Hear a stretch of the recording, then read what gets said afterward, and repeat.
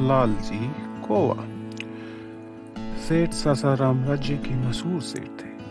उनके घर में खाने पीने की कोई कमी नहीं थी। प्रतिदिन उनके यहाँ अतिथि आते जिनके लिए अच्छे अच्छे पकवान बनाए जाते थे। सेठ सासाराम की रसोई में एक कबूतर घोंसला बनाकर रहता था। वह बड़ा सीधा और नेक था। सेठ का रसोइया महाराज उसे बहुत प्यार करता था। खाना बनाते बनाते वह थोड़ा खाना उनके घोंसले में भी रख देता और कबूतर उसे चुपकर सैर को निकल जाता और शाम को आकर आराम से सो जाता। इसी प्रकार जीवन आराम और सुख शांति से व्यतीत हो रहा था। एक दिन कबूतर खा पी कर रसोई की खिड़की पर बैठा आराम कर रहा था। तभी एक कौवा वहां से गुजरा। उसने रसोई की खिड़की पर कबूतर को बैठा देख और रसोई की भीनी भीनी महक नाक में टकराई तो उसे बड़ा अच्छा लगा। वह मन ही मन कहने लगा, अरे वाह, क्या खुशबू है। रसोई में तो कबूतर का घोंसला भी दिखाई दे रहा है। कौवा मकान के सामने ही पेड़ पर बैठ गया और सोचने लगा, इस कबूतर ने तो सेठ की रसोई में ही अपना घोंसला बना रखा है। यह तो खूब अच्छे अच्छे पकवान खाता होगा। इस कबूतर से दोस्ती करनी चाहिए। अगर इससे दोस्ती हो गई तो बढ़िया बढ़िया खाने को मिलेगा। यही सोचकर वह कौवा कबूतर के बाहर आने का इंतजार करने लगा। उसकी ललचाई नजरें रसोई के मजेदार खाने पर जमी हुई थी। कुछ देर बाद जैसे ही हवाखोरी के लिए कबूतर बाहर निकला तो कौवा उसके पीछे पीछे उड़ने लगा। जब कौवा कबूतर के पीछे लगातार उड़ रहा था तो कबूतर को एहसास होने लगा, यह मेरा पीछा कर रहा है। यह तो बड़े चालाक किस्म का प्राणी है, इससे तो भगवान बचाए। कौवा लगातार उसका पीछा करता रहा। आखिर तंग आकर कबूतर ने उससे पूछ ही लिया, अरे भाई, तुम मेरा पीछा क्यों कर रहे हो? कबूतर की बात सुनकर कौवा हंस पड़ा और बोला, कबूतर भाई, तुम बड़े नेक और गुणवान प्राणी हो। हम पक्षियों में तुम जैसा गुणी और भोला कोई नहीं है। बस यही कारण है कि मैं तुमसे दोस्ती करना चाहता हूँ। तुम्हारी और हमारी दोस्ती कैसे हो सकती है? हम सीधे साधे शाकाहारी जीव हैं और तुम चालाक और मांसाहारी हो।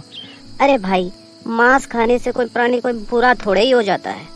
और यहाँ तक सीधा और चालाक होने की बात, तो भैया सभी एक जैसे नहीं होते। चालाक और दुष्ट प्राणी तो हर कौम में होते हैं। एक के कारण सारी कौम को बदनाम करना उचित नहीं है। नहीं नहीं भैया, तुम किसी और को अपना दोस्त बना लो। लोग तो हमें वैसे ही दुत्कारते हैं क्योंकि हम जरा मोटी बुद्धि के प्राणी हैं। मैं तो सोच रहा था तुम्हारी संगत में रहकर कुछ अकल भी सीख लूंगा। यह कहकर कौवे ने ऐसा नाटक किया मानो वह काफी दुखी हो उठा और अभी रो देगा।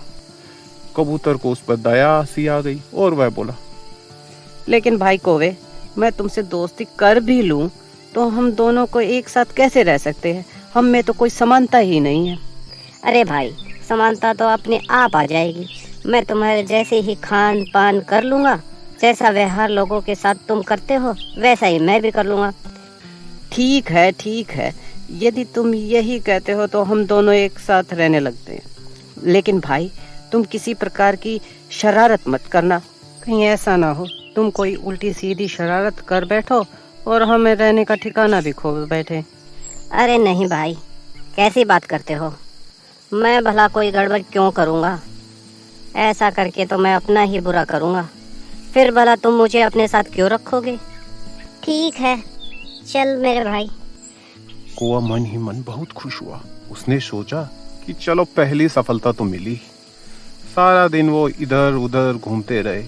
सारा दिन कौवा कबूतर को इधर उधर की झूठी सच्ची कहानियां सुनाता रहा और यह जाहिर करने की कोशिश करता रहा कि वह उसका सच्चा मित्र है।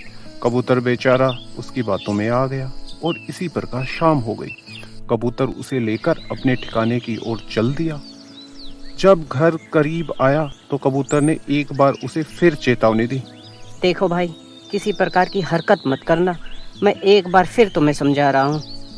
भाई, तुम मुझे बार बार कहकर क्यों शर्मिंदा कर रहे हो?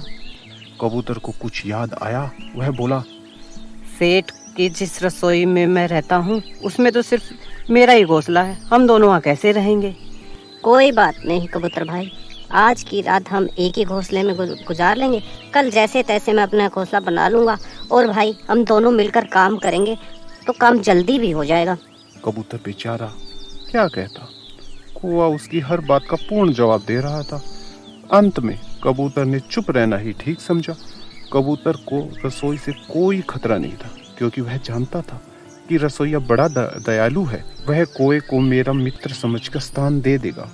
उसे तो पक्षियों से वैसे ही बहुत प्यार है। जब रहने की समस्या भी दूर हो गई तो कौवे ने सोचा कि उसकी दूसरी सफलता भी मिल गई।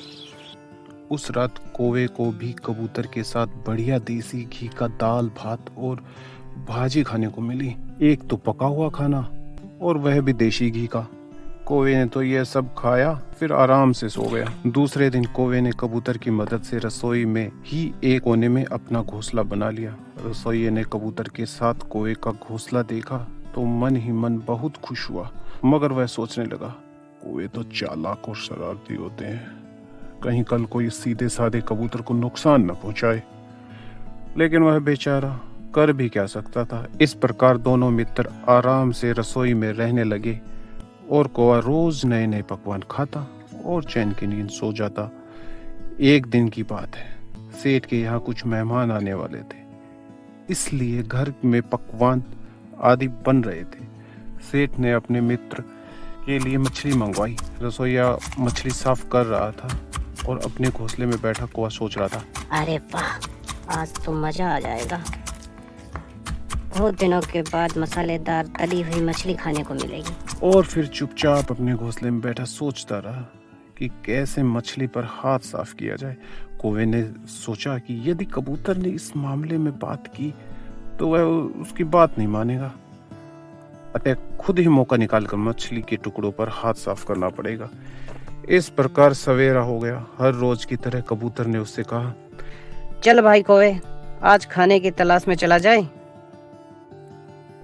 कबूतर भाई, आज मेरी तबीयत कुछ ठीक नहीं है, कल से मेरा पेट खराब है। कौवा अपने आप को काफी चालाक समझ रहा था, लेकिन कबूतर भी उसकी चाल समझ रहा था। वह समझ गया कि आज रसोई में मछली आई है, उसे देखकर ही अब बहाने बना रहा है।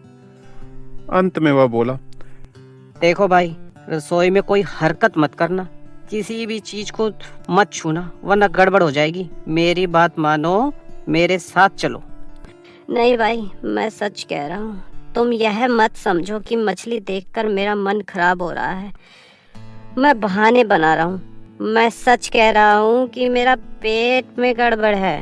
ठीक है, तब मैं ही चला जाता हूँ, लेकिन जाते जाते एक बार फिर कह रहा हूँ कि कोई गड़बड़ मत करना।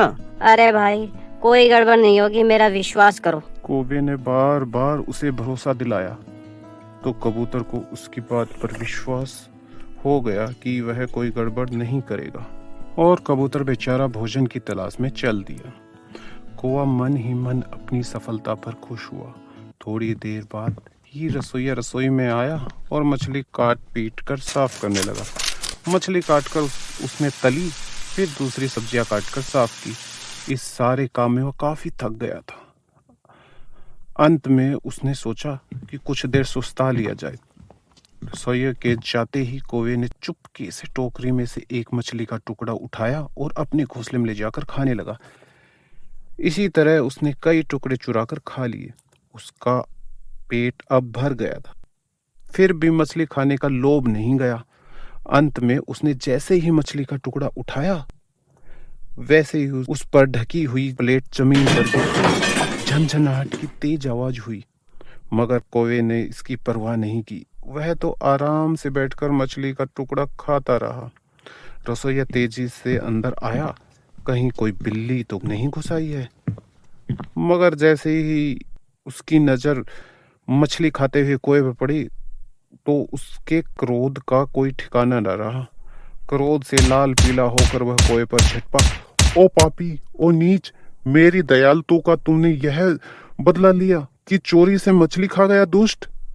मैंने तो उस कबूतर की वजह से तुझे चुपचाप रहने के लिए जगह दी और तू मेरा ही बुरा करना चाहता है। ले अब मजा चख। कहते हुए कौवे की गर्दन पकड़ी और गुस्से में उसके सभी पंख नोच डाले। कौवा दर्द से चीखता चिल्लाता रहा, मगर रसोइये ने उस पर जरा भी दया न दिखाई। ले अब यही पढ़, सड़ता रह लालची कौवे, तेरी यही सजा है। भय और दर्द से कराता हुआ कौवा एक कोने में दुबक गया और अपनी करनी पर आंसू बहाता रहा। शाम को जब कबूतर वापस आया तो कौवे की ऐसी हालत देखकर वह सब कुछ समझ गया। उसकी गलती की उसे सजा मिली है। वह बोला, क्यों कौवे भाई, मैंने समझाया था ना कि कोई हरकत मत करना, इंसान को थोड़े में ही संतोष करना चाहिए, मगर तुमने तो लालच में रसोइये को नुकसान पहुंचाया है और रसोइये ने तेरी यह गत बना डाली। इसीलिए कहते हैं थोड़े में ही सफर करना चाहिए।